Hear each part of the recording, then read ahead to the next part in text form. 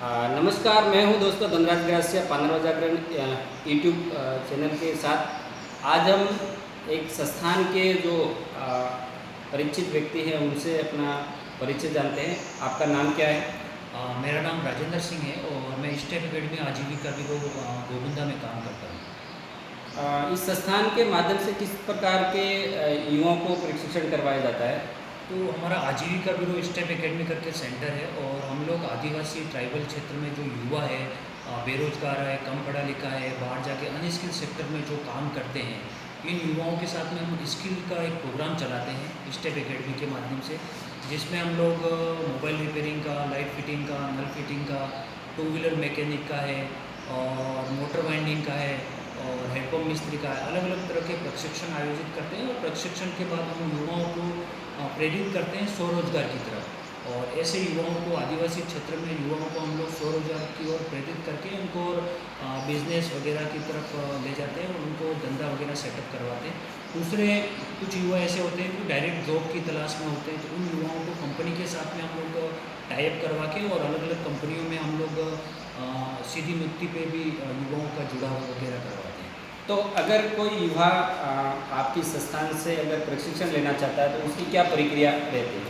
तो प्रक्रिया यही रहती है कि कोई युवा स्टेप एकेडमी से जुड़ के वो ट्रेनिंग लेना चाहता है तो वो सबसे पहले हमारे पास आके संपर्क करे या फ़ोन पे भी संपर्क कर सकते हैं। तो हमारे पास एक आवेदन कर लें और आवेदन के बाद में जब भी वो ट्रेनिंग स्टार्ट होती है हम उसको फ़ोन करके बुला लेंगे स्टेप एकेडमी उदयपुर। और कोई लोकल लेवल पे भी हम लोग ब्लॉक लेवल पे जैसे बैच वगैरह आयोजित करते हैं तो उसमें भी उसको हम लोग शामिल कर सकते हैं। तो ये प्रशिक्षण की अवधि कितने दिन तक रहती है? तो हम स्टेप एकेडमी में बेसिकली 1 महीने का ट्रेनिंग करवाते हैं और युवाओं को खाना पीना रहने की सब सुविधा हम लोग उपलब्ध करवाते हैं।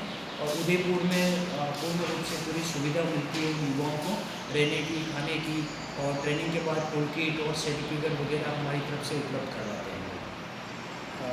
अगर इसका फीस का क्या है संस्थान की ओर से, जो अगर कोई जुड़ना चाहे?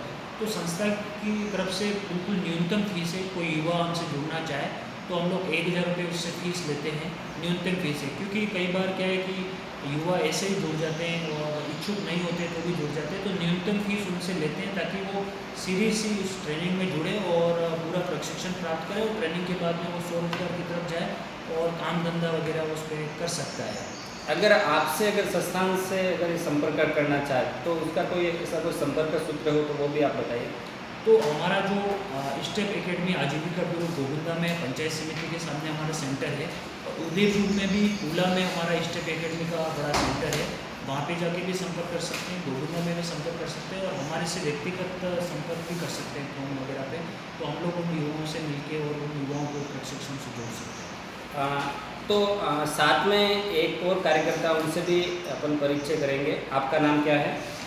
मेरा नाम रूपलाल ग्रासिया है और मैं आजीविका ब्यूरो में ही कार्यरत हूँ और पिछले 8-10 सालों से मैं काम कर रहा हूँ। तो इससे तरीके से सामाजिक सुरक्षा के लेकर आप काम करते हो, तो उसमें सामाजिक सुरक्षा के लिए श्रमिकों की कौन कौन सी ऐसी योजना है उनका इन लोगों को लाभ मिल सकता है, उसके बारे में थोड़ा बताएं। सर, इस योजना के बारे में बताया जाए तो मेरे लिए बहुत बड़ी ये बहुत गंभीर का विषय है हम सभी के लिए।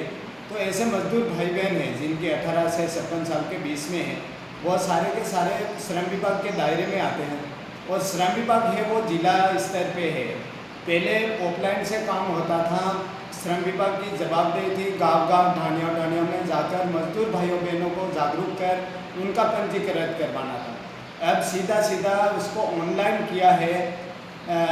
ऑनलाइन करने के बावजूद भी बहुत सारे जो ग्रामीण क्षेत्र के मजदूर भाई बहन हैं जो कि वो उस योजना से वंचित है, उनको कैसे जुड़ाव किया जाए। अब ये सर ये बहुत सारी चीज़ें ये ऑनलाइन प्रक्रिया हो गई है, तो बहुत सारे मजदूर भाई बहन हैं, ई मित्र को भी पता नहीं है कि इनका कैसे रजिस्ट्रेशन करवाना, उनके बहुत सारे फ़ायदे मिलते हैं, उनको फ़ायदे कैसे लेना।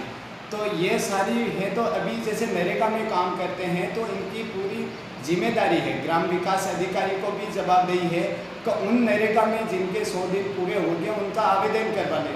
लेकिन सर इसमें रणनीति हो गई, सरकारी विभाग के जो अधिकारी हैं इनको भी जागरूक नहीं करते। जागरूक अगर ये सारे कि इन जनता को जागरूक किया तो ये जनता पीछे पड़ेगी, इन जनता का काम करना पड़ेगा।